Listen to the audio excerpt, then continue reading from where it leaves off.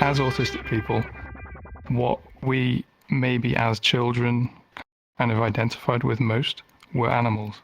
And when you're in a situation where you put on a mask, essentially that's what you're doing when you come into VR. And you get to choose what that mask is. Of course you're going to choose an animal. Right. Right. So I don't think that it's necessarily like a fierceness thing. Mm-hmm. I think it's just what you want to be surrounded by, what you want to be represented by. And yeah, that's it for me. It's like a comfort thing. It's like a safety thing for me. Like, it's like, I don't know. People can be harsh to interact with because I think there's a lot going on. And like this it's I don't know. It's like built to be friendly. It's like it can only look friendly. He's adorable. Look at him.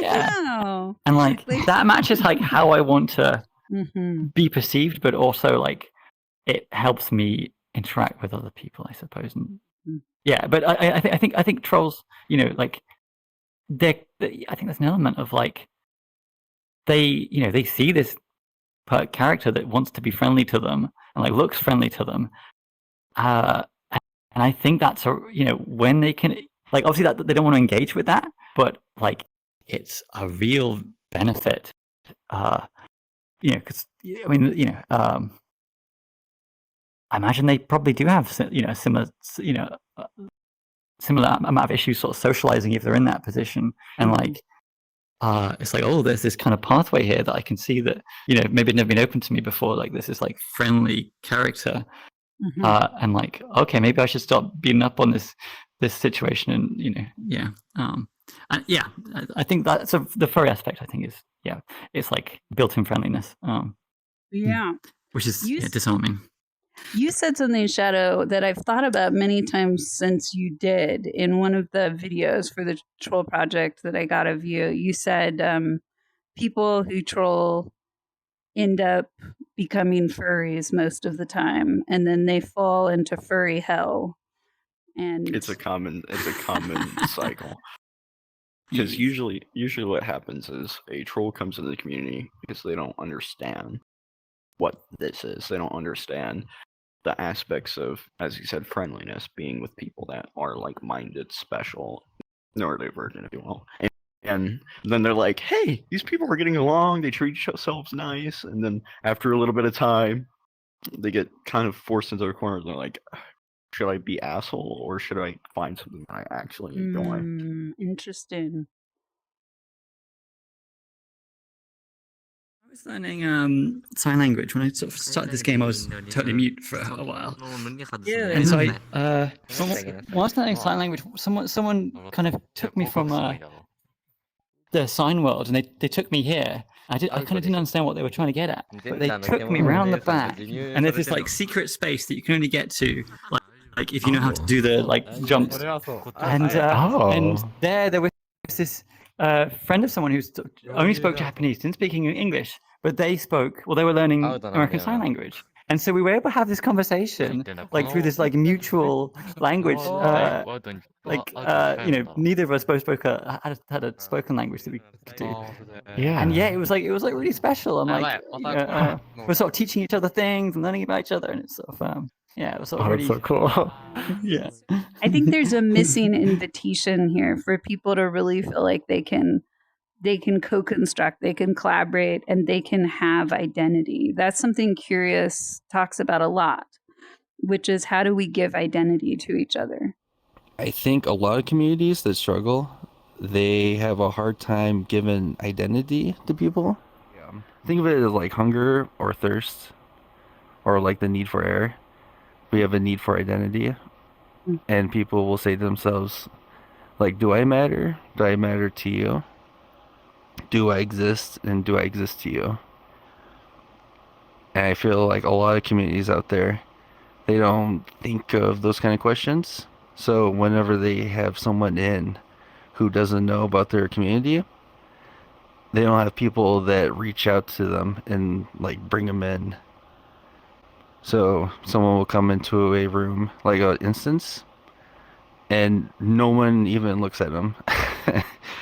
As a new member, you're kind of like looking around and be like, oh, you see everyone talking. Everyone's talking in their little cliques.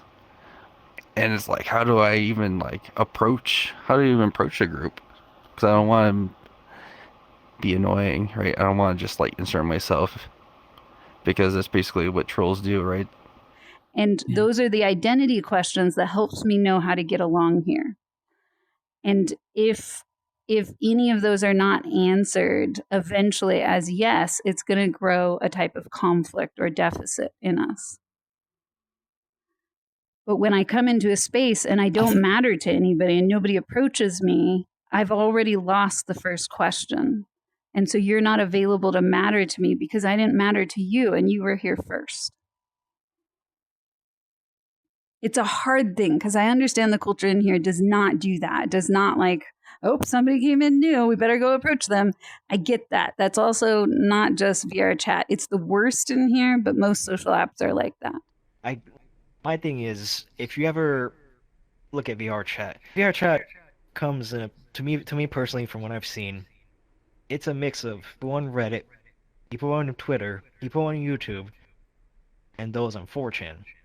And those people can't interact very well together because you're giving the trolls, they go from text, which can't do as much damage, to having a physical form, having an actual voice.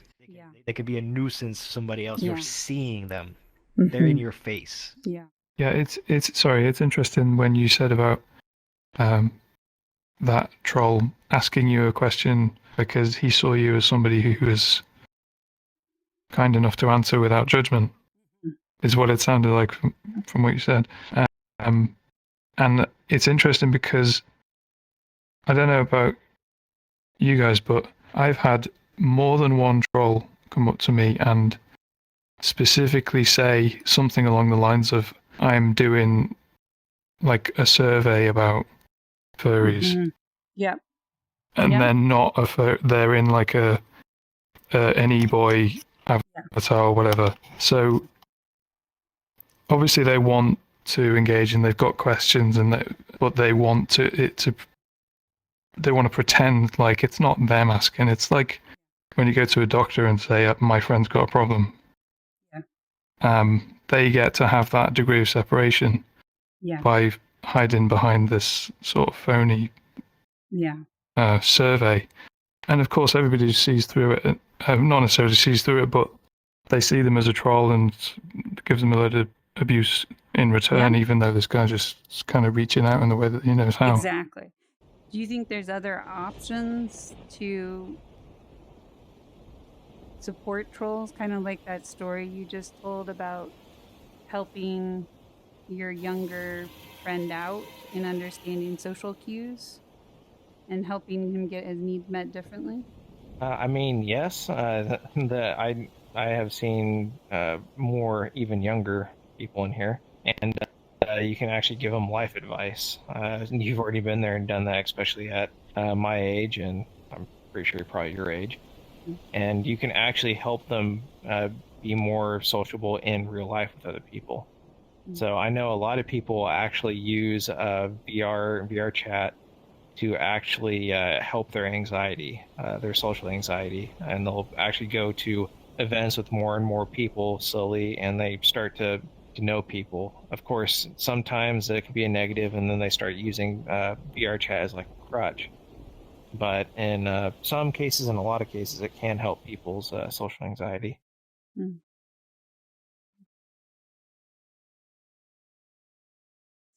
I don't know how long we have all of you, so I would love for... Oh, that's different. Oh, there you are. Okay. Oh, I folded because I was opening Steam VR overlay. Someone's impersonating me right now. Gosh, seriously? How do they do that? Yeah. Their name is LT Shadow Alt. Oh, God. And so, wait, how are they impersonating? How did you find out about that? My moderators. Oh, yeah. They're like, oh, I bet you're they're an instance right now. If you guys want to go see them, Let's go meet your doppelganger, and then let's Are we see undercover? Like, your other. do we just like not say anything and just observe? Yeah, it could be. We just be really quiet if possible. I mean, I know it is your instance, but let's see if we can just observe and learn. Can you try to creep up on him from behind? Oh God, no. After we've observed for a bit. You can be playful with it, yeah. Be gentle, be gentle. Hey, come on, let's go. Okay, Come on, okay. come on, kids. There we go. There we go. Oh dear. So, do me a favor, ban all three of these people. Oh, fun. It's okay. We consent. We consent. Is this a trap? That's great. He's like, is this my advanced course? No. Far from it. God, Shadow. Shadow. I have hand tracking and head tracking. Banned. Banned. I'm gonna die. Here I go. Oh, dead. Dead. I am dead. And I think that the gaming mentality that we all have grown up with to some degree is that when the game ends, when it turns off, when I die, when the boss is killed, they disappear. They no longer exist. And these people don't disappear. They do exist. And they burn from those kinds of endings. They burn a little bit more. And in order to win on it, then they one up it. And now they're going to capture this banning process and put it online. And they're going to make a game out of causing discord.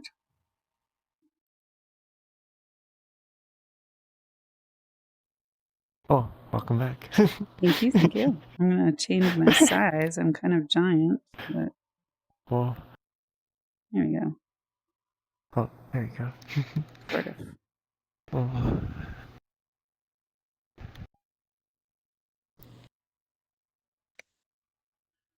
I guess I would say the whole idea of everything that like you're talking about and you're trying to help people understand and the stuff that we both have experienced and done with like trolls and whatnot, that I guess it just talking about it again, especially in this light, it makes it feel more like it's a possibility, like it's something that it actually could lead to, like the VR community could actually head this direction even if just like really slowly, but just if that seed keeps getting planted and moved around, it could eventually spread.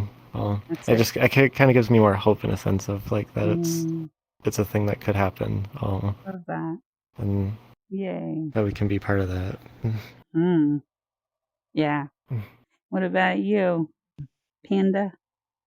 Yeah, I vibe with that. So, yeah, I guess I've kind of thought over a lot about how, how to, teach people things to, help them be more empathetic, and kind of didn't really think anyone else was really thinking about this stuff, and kind of so I thought of just being kind of passing off as this is something interested in, but it's I don't know, I literally don't know where to start on making a difference there. So it's really encouraging. So it's like, oh, okay, there's other people like there's other people like you. I think that was when I met Miss.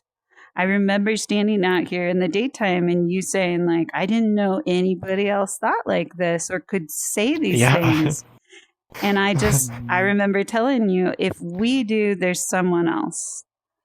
And even if we get one more, now it's not a strange part of me. Now it's a thing. And once it's a thing, we'll take up space differently in the world. Understanding that other people might not have that thing, but it doesn't mean it's not a thing.